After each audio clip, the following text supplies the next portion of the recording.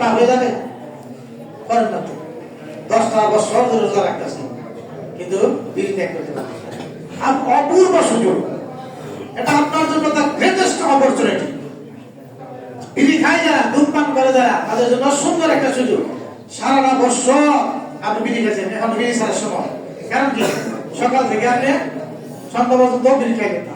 এইটুকু সময় যদি আপনি থাকতে পারেন বাকি সময় আপনার দ্বারা থাকা কি সম্ভব কেন সম্ভব হয় না আপনি আল্লাহকে ভয় করেন না আল্লাহর বিধান আপনার বিধান তাহলে একটি আনন্দ কখন যখন আপনি সারাদিন রোজা রেখে ইফতার করেন অর্থাৎ রোজাটা ভঙ্গ করলেন যে পানিটা আপনার জন্য আল্লাহ তাআলা হারাম করেছিলেন দিনে সূর্য ডোবার সাথে সাথে আপনার জন্য হালাল হয়ে গেল এই যে আল্লাহ আপনাকে এই খাওয়ার সুযোগ করে দিল এটা আনন্দ না একটা দুই নম্বর আনন্দ কি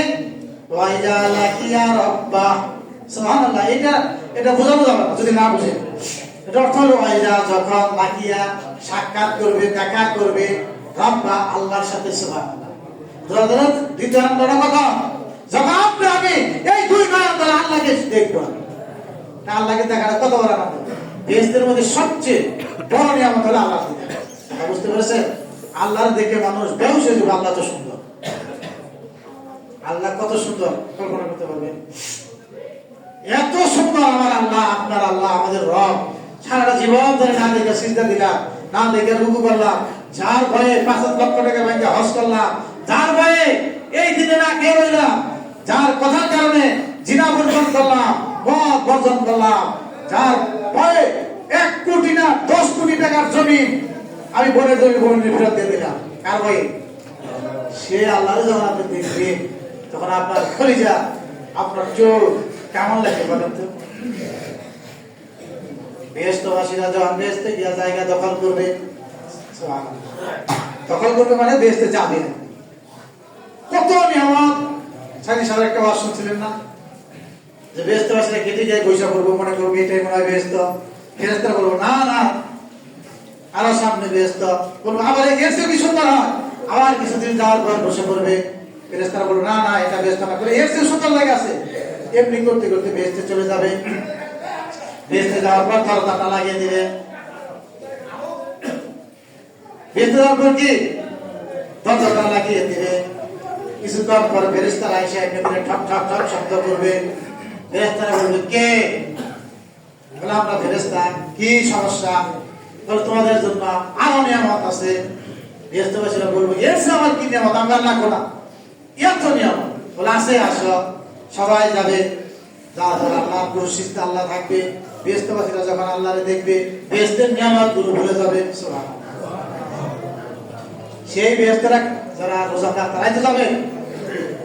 প্রিয় ভাইরা তাহলে আমরা কি করব এই রমজান মাসে রোজা রাখবো নামাজ পড়বো না কি বলেন রোজা রাখবো মিথ্যা কথা বলবো নাকি তাহলে আল্লাহর সন্তুষ্টির জন্য আমরা এই রমজান মাসে সকল প্রকার পাপাচার ছেড়ে দেব হঠাৎ করে তো ছাড়তে পারবেন না রোজা 30 দিন না 29 দিন তাই না প্রতিদিন যদি একটা করে খারাপ কাজ ত্যাগ করেন তাহলে 30 দিনে 30টা খারাপ কাজ ত্যাগ করলে তাহলে আপনার মধ্যে কোনো খারাপ কাজ থাকবে যেমন মনে করেন আজ থেকে শুরু করেন প্রথম রোজা যদি মিথ্যা কথা ত্যাগ করেন তাহলে আপনি 50% ভালো হয়ে গেলেন ভালো করে শুনেন প্রথম রোজা যদি মিথ্যা কথা ত্যাগ করেন যে আল্লাহর কসম করে বলছে আমি আর মিথ্যা কথা বলবো না তাহলে আপনি কি মিথ্যা কথা ত্যাগ করলে কি অর্ধেক ভালো হয়ে যাবে দ্বিতীয় রোজা নিয়ত করেন আমি হারাম খাবো না তাহলে 100% খালি কিছু তখন এই মিথ্যা কথা হারাম বাদ দিয়ে ছোটখাটো যত যদি করেন আল্লাহ তাআলা কবুল করবে এবারে বরকত হয়ে যাবে মিথ্যাও যদি বলেন হারামও যদি খান তাহলে আবাদত কি হয়ে যাবে যেমন আগুন ছিলেন এই মাঠ করে কাঠটা রাখলেন কাঠ রাখার পরে আগুন ধরিয়ে দিলেন ছাই কতটুকু হবে এই হবে না যত বেশি বলবে তত ছাই কমে যাবে এই জন্য আগুন যেমন কাঠকে খেলে ভস্মীভূত করে ছাই করে ফেলে মিথ্যা কথা প্রত্যেকটা মানুষের আবাদতকে নষ্ট করে ফেলে এই জন্য আমরা এক সপ্তাহ চেষ্টা করবো আজকে শুক্রবার থেকে আগামী শুক্রবার যদি আল্লাহ পাশে রেখে 2টা মতো ত্যাগ করবো 1 মিথ্যা বলবো না 2